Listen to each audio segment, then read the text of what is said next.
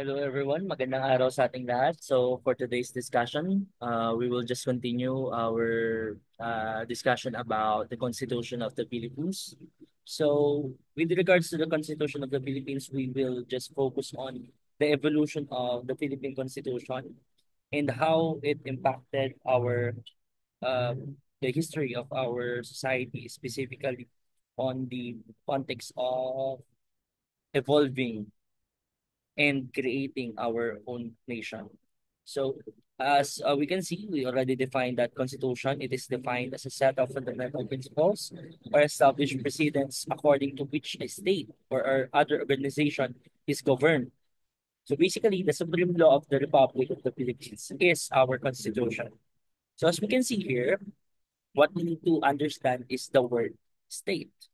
Kapag sinabi kasi nating state, madaming definition yan. However, pagka sinabi nating state, according to Crawford Young, ano, madaming definition yan, pero tandaan natin, when we talk about the state, ang elements niyan ay kailangan meron kang population, meron kang territory, meron kang government, meron kang legitimate use of or the legitimate use of monopoly of violence. Ibig sabihin, ano ibig sabihin ng monopoly of violence? Ang pwede lang gumamit ng dahas is yung ating mga pulis at militar doon sa mga nanggugulo doon sa ating specific territory. Aside from that, we have our own sovereignty na malaya natin na ipakikilos ng ating mga um, batas dito sa ating teritoryo. Pero tandaan, yung sovereignty natin, meron din tayong tinatawag na treaties. Ano yung mga treaties natin? Makakasunduan natin yan sa iba't ibang mga bansa. Gaya nga nung treaty natin with the ICC. Kaso nga lang, wala na tayong treaty with the ICC ngayon dahil nga pinull out na of our former president, which is Rodrigo Duterte, na yun sana yung pwede niyang magamit para hindi siya para mapabalik siya din sa Pilipinas. However, because of we don't have treaty anymore with them, andun siya sa The Hague. At ewan ko kung mabubulok na siya doon. So, just a recap, 1897 Constitution of Biak na Bato, tinatawag din natin tong BBC or Biak na Bato Constitution. Basically, it was promulgated in November 1, 1897, and it is borrowed from Cuba. So kung titignan natin, it is copied almost word for word.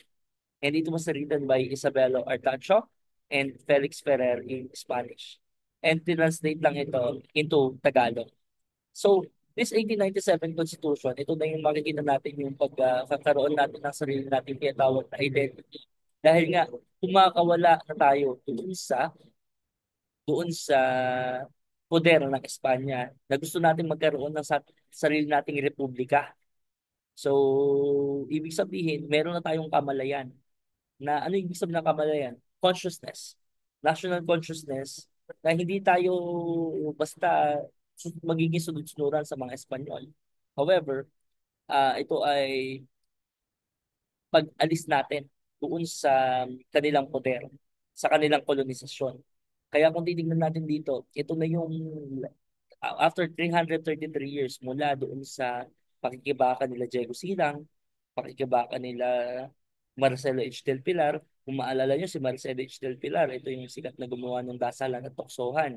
I'm not sure, ano, pero yung context ng dasalan at tuksohan, ito yung ginawa niya ng parody, yung Passion, ginawa niya ng parody yung Ten Commandments. So basically, ang pinaka-pinpoint nito, yung mga parody ni Marcelo H. Del Pilar, I'm not sure, no? Pakisearch na lang. Pero ang isa sa mga sample doon ay, I'm not sure dito clarify na lang. Kung sino magka-clarify sa akin, syempre may bonus points na lang. Aba, Ginoong Maria, napupuno ka ng barya, ang anak mong si Jesus ay nagkakarakrus, something like that, ano. Hindi, this is not a blasphemy, but this is a form of pagtutuligsa noong ni Marcelo H. Del Pilar doon sa mga praile. At nakita natin dito yung pakikibaka ni Rizal hanggang sa pakikibaka ni Bonifacio. So, alam naman na siguro natin, kung nagsabi ng ang hindi magmahal sa sariling wika ay higit pa sa hayop at malansang isda, again, hindi si Rizal ang nagsabi nun. At ala pang matibay na ebidensya kung sino talaga yung nagsabi nun. Pero ang mahalaga doon, yung essence, yung sense and meaning noong sinasabi ko, noong phrase na yon. Okay? So, in the 1897 Constitution or the BBC, Biak na Bato Constitution, it is never fully implemented since a truce. The Biak na Bato was signed between the Spanish and the Philippine Revolutionary Army. So basically, this was never implemented. And itong 1897 Constitution, nakikita din natin dito yung mediator na tinatawag na si Pedro Paterno. Si Pedro Paterno, ito yung pinakabalimbing sa lahat ng mga balimbing. Bakit pinakabalimbing sa lahat ng balimbing? Kapag kausap niyo mga Amerikano, sa Amerikano siya. Pag kausap niyo mga Espanyol, sa Espanyol siya. Pag kausap niyo yung mga Pilipino, sa Pilipino siya. Wala siyang paninindigan at wala siyang integridad.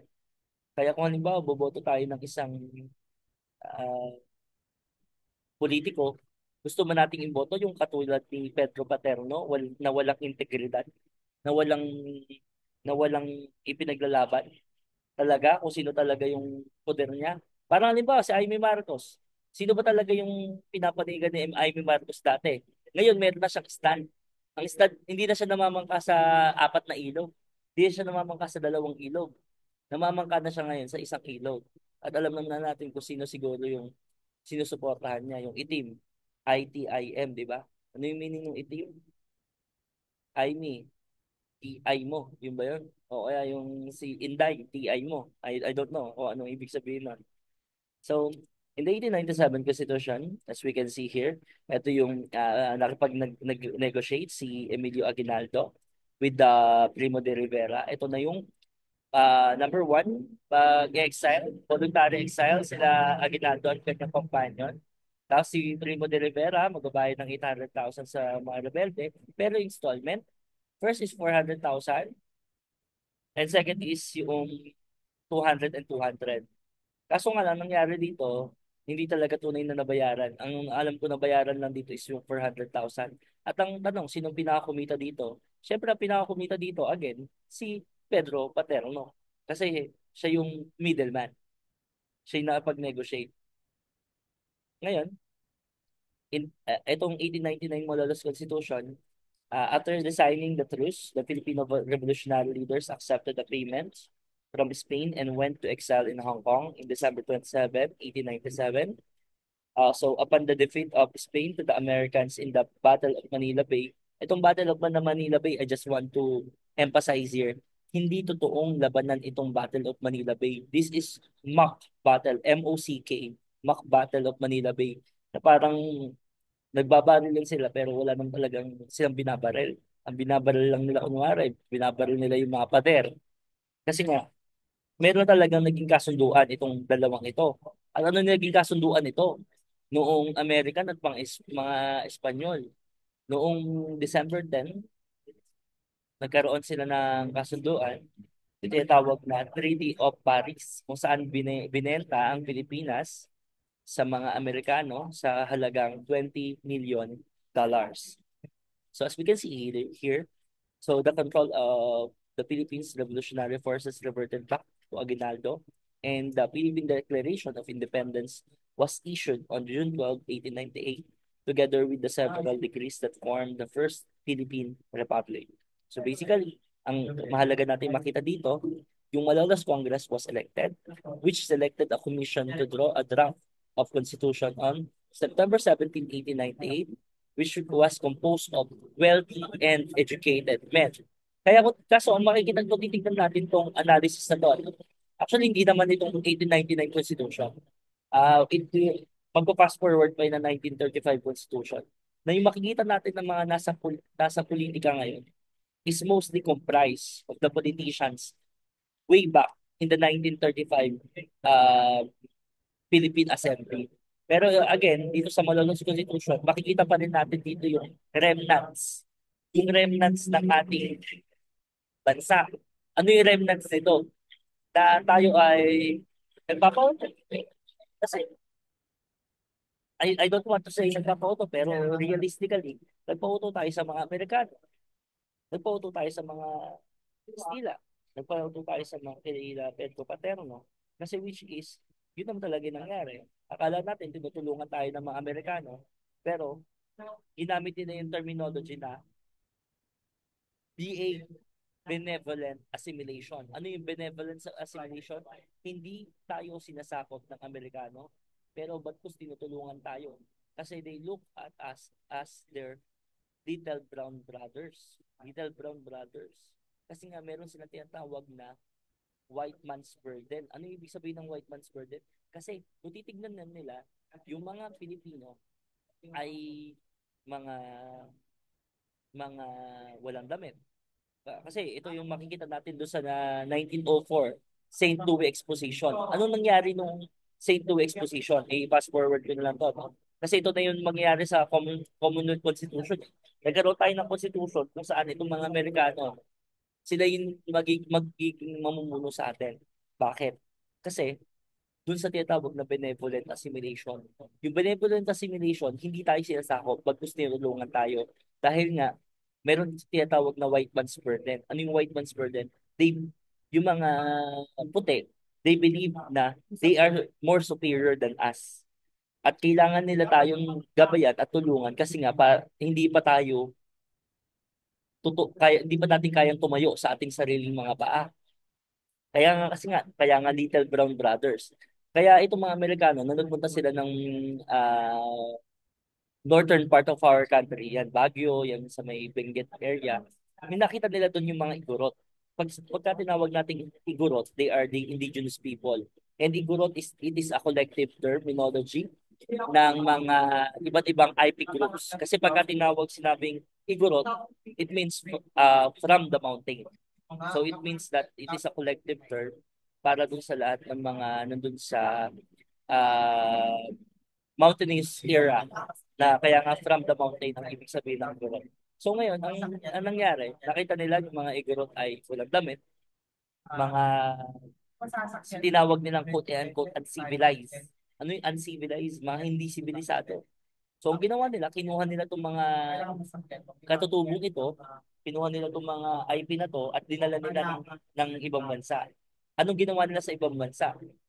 Ginawa nila ay showcase na parang isa silang mga ah, peryaan. Kung alam mo yung movie na The Greatest Showman, parang ganun. Na etong mga to, tignan nyo, kumakain sila ng aso. O tignan nyo, ito yung kanilang bahay. Tignan nyo, ito yung kanilang kasuotan. Anong masasabi ninyo? Di ba? Kakaiba sila sa atin. Wala silang damit. Tayo may damit tayo. So kailangan natin silang bihisan. Kailangan natin silang ayusin. Kailangan ng mga taong ito ng Amerika para gabayan sila. Doon ang nangyari sa benevolent assimilation. So basically, hindi daw tayo sinakot, pero tayo ay tinulungan. Pero kayo na lang humusga. Hindi ba talaga tayo sinakop? Hindi ba talaga ba na tinulungan tayo? O mas tinulungan nila yung sarili nila? Na yung mga resources natin, tayo ba ang nakinabang o sila? Sino ba talaga yung mas nakinabang dito sa mga polisiya ng Amerika na ito? So it's up to you to decide. So basically, now, in the 1935 Commonwealth Constitution, after the Treaty of Paris, kung saan binenta yung Amerika, nang binenta yung Pilipinas sa Amerika, from 1891 to 1901, the Philippines was placed under a military government until a civil government would be put in place. So ito na yung Organic Act of 1902. Basically, it is the first organic law for the Philippine Island that provided the creation of popularly elected Philippine Assembly. Ito na yung Philippine Assembly na magkakaroon kung sino na magkaroon ng mga mga mamumuno at elected official dito sa ating bansa. Ngayon, the Philippine Autonomy Act of 1916, commonly known as the Jones Law, which modified the structure of the Philippine government through the removal of the Philippine Commission, replacing it with the Senate that served as the upper house and its member voted by the Filipino voters. So basically, ang gusto kong makita nga maipaliwanag lang dito sa the Commonwealth Constitution is that this Commonwealth Constitution, this is the remnants. Ito yung natitira na kung titignan natin, yung mga na-elect na politiko during this time is unfortunately, sila pa rin yun nandiyan sa ating lipunan ngayon. So, that is the question, no? Kaya nga pag ito yung lagi ko sinasabi, May mga nagsasabi na ang gagaling ng mga graduate ng University of the Philippines. Napakatatalino ng mga graduate ng University of the Philippines. So, sobrang huhusay ng mga graduate ng University of the Philippines. But I don't believe that. Bakit? Isipin ninyo, ilan na yung mga presidente natin na graduate ng UP? Isipin ninyo, ilan yung mga scientists natin na graduate ng UP? Ilan yung mga professionals natin na graduate ng UP? Kasi kung magagaling yan, look at our country. Masasabi mo natin na magaling to, na mahuhusay yung mga nagpalakad dito.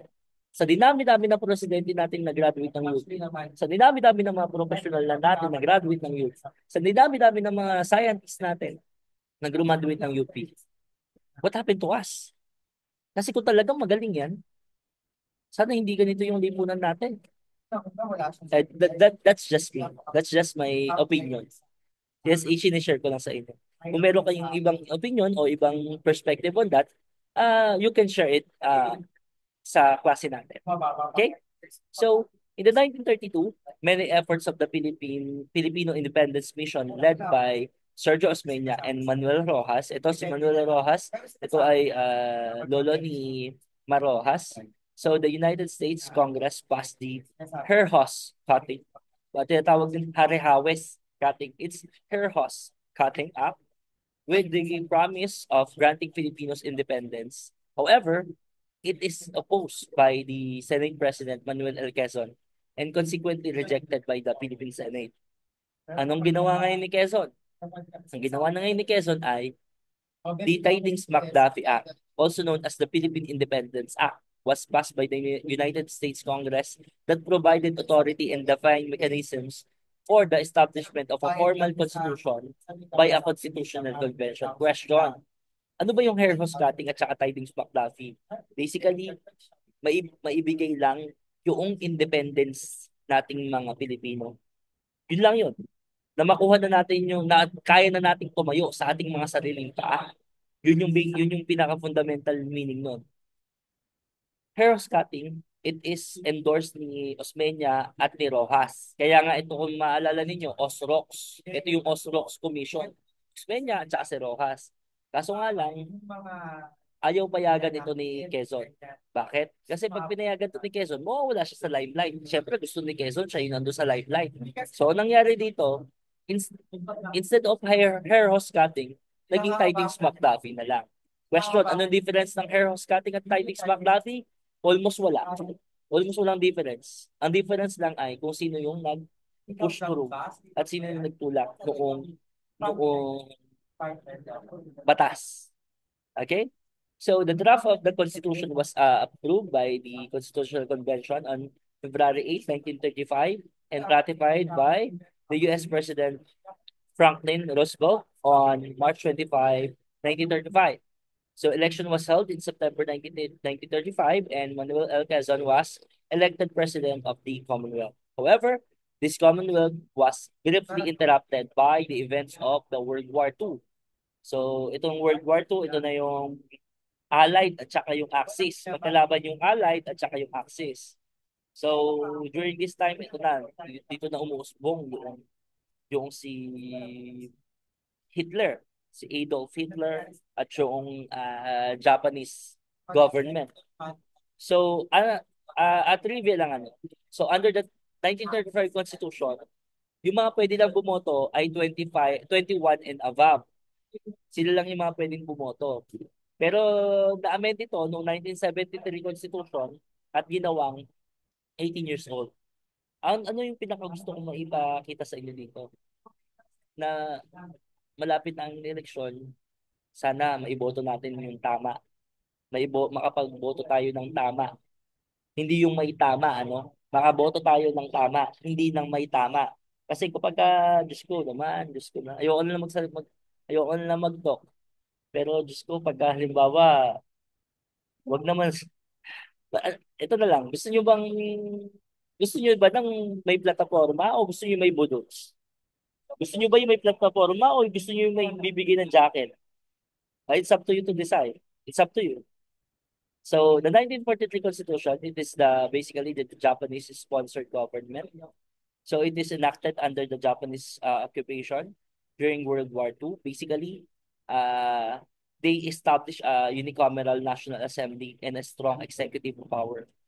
So considered illegitimate after the Philippines was liberated by the US and Filipino forces in 1945.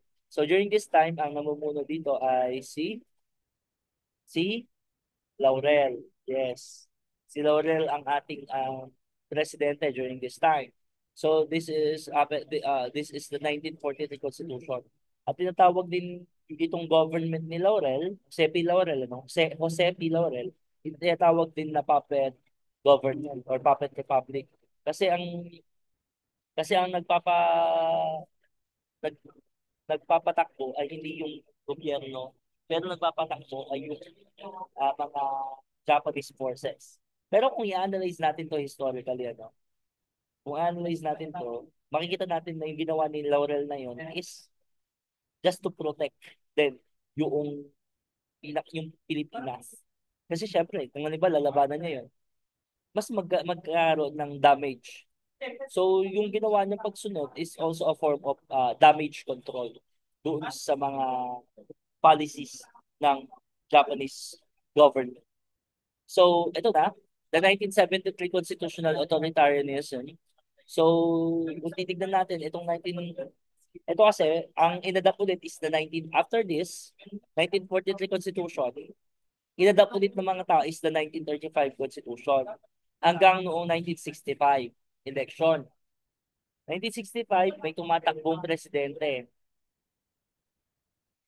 Under siya ng Liberal Party. Pero hindi niya nakuha yung endorsement ng Liberal Party kaya lumipat siya ng Nationalista Party. So basically, siya ay presidente ng Liberal Party o tinatawag din ng mga dilawan. Sino tong presidente ng dilawan na ito dati? Ang presidenteng ito ay si Ferdinand Edralin Marcos. Si Ferdinand Marcos, siya yung senior. Ferdinand Marcos Senior, ito yung tatay ni Bongbong Marcos. During this time, yung tatay ni Bongbong Marcos na ito ay nanalo noong 1965 at natapos yung termino niya noong 1969. Ngayon, dalawang beses lang pwede tumakbo ang presidente. So matatapos na yung kanyang termino noong 1969, 70, 71, 72, 73. Matatapos na yung kanyang termino ng 1973. Kaso ano nangyari noong 1970? May nangyari noong 1971. Ano nangyari noong 1971? At nangyari is, in-implement yung martial law. So yung martial law, 1971, ay kaya dahil nangyari na yung martial law, mas napahaba yung termino nitong si Ferdinand Edralin Marcos. So, the Constitution was supposed to introduce a parliamentary style government where legislative power was vested in a unicameral National Assembly, where members being elected to a 6-year term. The president was to be elected as the symbolic and ceremonial head of state. The president would serve a 6-year term and could be re-elected to an unlimited number of terms. Ito na yung ibig ko sabihin. Unlimited. So, walang limit. Dati kasi may limit, 2 terms lang. Ngayon, in the 1987 Constitution, isa lang, 6 years. Hindi, wala, no re-election. Isang beses lang. So the executive power was relegated to the Prime Minister, was also the head of the government and commander-in-chief of the armed forces, who was also to be elected from the National Assembly. So basically, itong kapangyarihan ng presidente, so naging kapangyarihan ni Marcos is almost absolute. Ano ibig sabihin natin ng absolute? Halos walang pwedeng tuminag.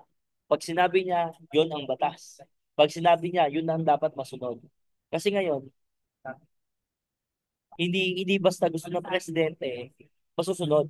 Pwede kasi kumalma dyan yung ating Supreme Court and yung ating Congress. Pagka sinabing Congress, dalawa yan, ano? Mataas na kapulungan at mababang kapulungan. Ano ibig sabihin ng mababang kapulungan at mataas na kapulungan? Mababang kapulungan, ito yung House of Representatives. Yung mataas na kapulungan naman, this is the Senate. Okay? So, ngayon, The 1973 constitutional authoritarianism, after all the amendments introduced, the 1973 constitution was merely a way for the president to keep executive power, abolish the Senate, and by any means never acted as a parliamentary system. Instead, functioned as an authoritarian presidential system with all the real power concentrated in the hands of the president. Isipin niyo, back up ng konstitusyon na ang kapangyarihan ay concentrated sa kamay lang ng presidente. So, ito yung pag meron tayo din sinasabi, ang utos ng hari hindi mababali. Parang ganun ang mangyayari dito. Ang utos ni Marcos hindi mababali. Ang utos, ang utos ng presidente dapat lagi masunod. Eh, halimbawa, inutusan ka na i-torture, paano na lang gagawin mo? Susunod ka. Paano pag inutusan na patayin ka? Wala nang magawa. Paano pa yung human rights mo? Naintindihan? Okay. So, ito na ang nangyari. After the martial law, we had the 1987 Constitution. Basically, ano ba nangyari dito? Alam naman natin na nangyari yung People Power Revolution at yung People Power Revolution ay na-trigger of many events. Ano yung mga many events na yan? Yung pagkamatay ni Ninoy, yung sobrang taas ng korupsyon, yung sobrang naghihirap yung mga tao, wala nang makain yung mga tao, yung sobrang payat na ng mga tao sa Negros, yung wala na sila talagang makain. Wala na sila makuha trabaho. Ewan ko, ngayon yung sabihin sa akin kung talagang golden age yung martial law na yan. Kasi kung golden age yung martial law na yan, eh, based on the statistics, mayaman sana yung ating bansa. Pero siguro golden age in the sense of mga establishments or yung mga infrastructures. Pero tandaan natin yung infrastructures na yan is nagmula sa utang. So ngayon, President Corazon Aquino government had three options regarding the Constitution. Revert, bumalik tayo sa 1935 Constitution, i-retain yung 1973 Constitution. So the Constitution and be granted power to make reforms or start anew and break from the vestiges of disgrace dictatorship. Kasi kapag i-retain natin yung 1973 Constitution, eh babalik tayo dun sa sinasabi nga na kamay na bakal, na yung utos ng hari dapat hindi mabali. So what happened is this. Hindi sila bumalik sa 1935, hindi nila ni-retain ang 1973. But what they did is to make a new constitution that according to the president herself should be truly reflective of the aspirations and ideals of the Filipino people. So yung constitution natin na tinatamasa ngayon, it is a reflection of the aspiration and ideals of the Filipino people. But the question now is this, nire-represent ba talaga ng ating constitution ngayon yung totoong pangangailangan, yung aspirations, and ideals ng mga Pilipino? The question is, it's up to you to decide. So, March 1986, President Aquino proclaimed transitional constitution. So, ito yung tinatawag na 1986 Constitution. But this is just transitional constitution na magkakaroon lang ng 1 year habang ginagawa yung habang ginagawa ng Constitutional Commission yung permanent constitution natin. So this transitional constitution called the Freedom Constitution. So 1986 Constitution is called the Freedom Constitution. Maintain many provisions of the old one, including in rewritten form of the presidential right to rule by decree. So in 1986, a constitutional convention was created, composed of 48 members appointed by President Aquino from varied backgrounds and representation. So ano yung mga key features ng 1987 Constitution? Bill of Rights, separation of powers. So ibig sabihin, yung executive, legislative, and judicial branches of government. In Constitution, in paper, walang mataas sa tatlong yan. Yung executive, legislative, and judiciary natin ay pantay-pantay. Walang mataas. However, in reality, this is the sad reality. Ang pinakamataas talaga dyan, reality to is executive. Pero dapat wala. So, local economy through decentralization. Kaya nagkaroon tayo ng Local Government Code of 1991. Economic provisions, limiting foreign ownership of certain industries. Kaya hindi pa pwede yung mga ibang lahi mag-own ng 100% ng ating mga mga industries. Kaya hindi ko maintindihan eh. Nakalagay sa ating konstitusyon na bawal mag-own. Pero in the Duterte administration, sino na ba may-ari ng ating mga industriya? Yung mga pogo na yan. It is against the Constitution. Kasi hindi pa pwedeng yung mga ibang lahi ang magkakaroon ng ownership sa ating mga industriya. So, provisions on national security, education, and social justice. So, that's it. Kaya ang punto natin dito, ang dami na naging evolution ng ating constitution. Mula sa BBC, Yak na Bato Constitution, hanggang sa 1987 Constitution. Ang tanong, kailangan na ba natin baguhin yung ating constitution? Kailangan na ba ulit natin ang tinatawag na charter change or constitutional convention? Or ang kailangan natin, hindi baguhin yung konstitusyon, pero baguhin yung mga tao na nagpapanukala ng ating konstitusyon. Baguhin natin yung mga namumuno. Baguhin natin yung mga nagpapanukala ng ating konstitusyon. Baguhin natin yung mga nagpapatupad ng ating konstitusyon. However, it's up to you. The main question now is, ano ang pipiliin natin? Option A, baguhin ang konstitusyon, or option B, baguhin o palitan yung mga namumuno at nagpapatupad ng ating konstitusyon. And the answer is, it's up to you to decide. So with that guys, next lesson tayo. Pag-uusapan natin ang iba pa nating mga kailangan aralin. So with that guys, medyo pasensya na kung medyo may maingay, no? Kasi nandito ako sa bakasyon eh. Nandito ako sa beach. Medyo madaming mga sasakyan. So with that guys, maraming salamat.